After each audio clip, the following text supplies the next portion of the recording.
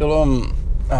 This week I'm preparing a double Torah portion, and it's about Metzora, the one with leprosy. And it's basically 4 chapters altogether, and it's all about the cleansing rituals, specifically the cleansing of the woman after childbirth, and then leprosy is the rest of the topic. The reason I'm doing a double Torah portion is because I'm not going to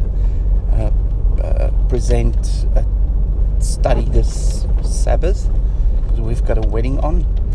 So I will do a double Torah portion the following Sabbath. So in my initial entry into this Torah portion, we're still continuing with the topic of the tabernacle, that is the baby that's been born of Yahweh, that's his baby. Then it's babies that's going to come in, which are the people who will then be transformed by the tabernacle through the priesthood, who is the mother or the parents, which is a picture of Sarah, and the giving birth of the baby. That's what we're going to look at in the following Torah portions. So it's still perfectly a storyline that continues, and it's amazing to see it like that, because you wonder why Yahweh will, teach about or discuss the cleansing of the woman after childbirth. And if you follow the storyline, you know exactly why, because that's the phase that we're in. Now, in the bigger picture, we are in counting the Omer. We are on our way, after first fruits, on our way towards the mountain, where the speech will be restored, as we discussed last week, with Pesach being the process of elevation. The Samech, the spinning of the Samech, is to elevate. Pesach is the entry point into the vortex, or the whirlwind, that elevates us to the higher level. And whirlwind depicts the cycles of 7, which includes the tabernacle, as well as the Sabbath, as well as the Moedim and the commandments. Now, why the whirlwind is now a new word that I'm bringing in, because that is found within the Gematria of 66. And 66 is the number of days the woman need to stay home after the birth of a daughter. Now, when she gives birth to a son, she only stays home for the same period that she would have stayed home for a normal monthly cycle, which is 7 days. I think it's 14 days as well. I can't remember which one it is. But anyway, it's either 7 days or 14 days. For a boy, it's 7 days. And then for a girl, it is 66 days. Now, the 66 days, or number 66, has got a few meanings in there that is fascinating. I had to really think about it and see how they relate to one another in order to connect the dots.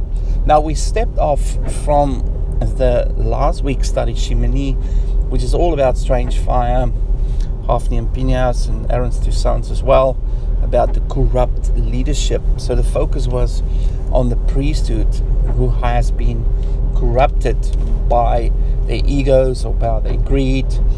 For example, with Hophni and Pinhas, we saw within their names, it's about infighting, it's about holding their hands full of stuff. It's also about having a mouth of brass, not being able to speak. And that's typically the issue with issues within the body of Messiah today.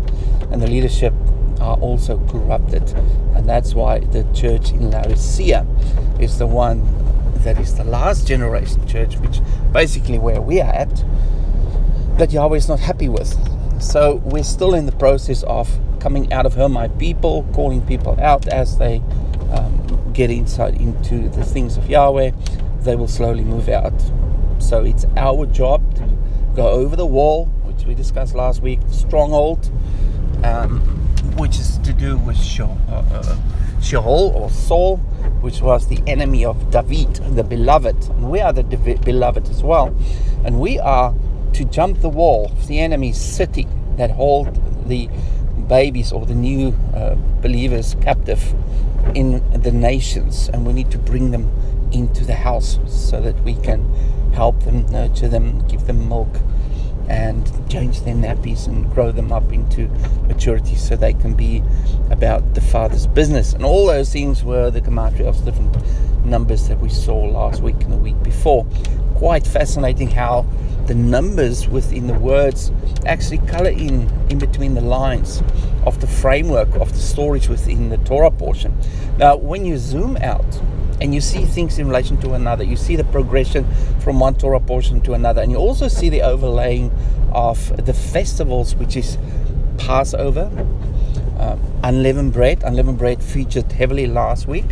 Now, first fruits is the one that features now.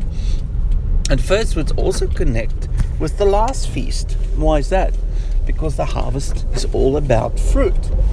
So first fruits is the first harvest, which will carry on till the last harvest, which is fruit.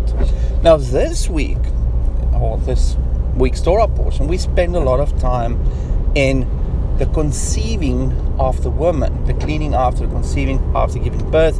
The conception is the word Zara, which is seed. It's related to the word Zara, that means seed. And the concept of seed is what contains life and also things that pertain to that kind. So everything was created after its kind. So what the enemy is doing today in our lifetime, in our point in history where we are now, it's busy confusing the kind. You are after each kind, like the kind of male, the kind of female is no longer distinguished. The kind of animal, the kind of human is no longer distinguished because we apparently come from animals. And also within technology, they're splicing humans with plants, humans with animals, and they try to bring forth a hybrid body which will contain, because Yahweh won't fill it with His Spirit or with a soul, it will be the avatar of demonic forces that will manifest in the physical, and they will be superhuman. So that's something to come, and what they're currently busy with. I don't know how long this will take. If it's already happening, it's already there. I know they do a lot of work within super soldiers and all that. So technology is being developed to come up with a human 2.0 that has abilities beyond us for the purpose to defend and to become a part of the armies and the military amongst the nations. So that's something that has to do with the seed, the mixing of the seed, which Yahweh said is not supposed to happen.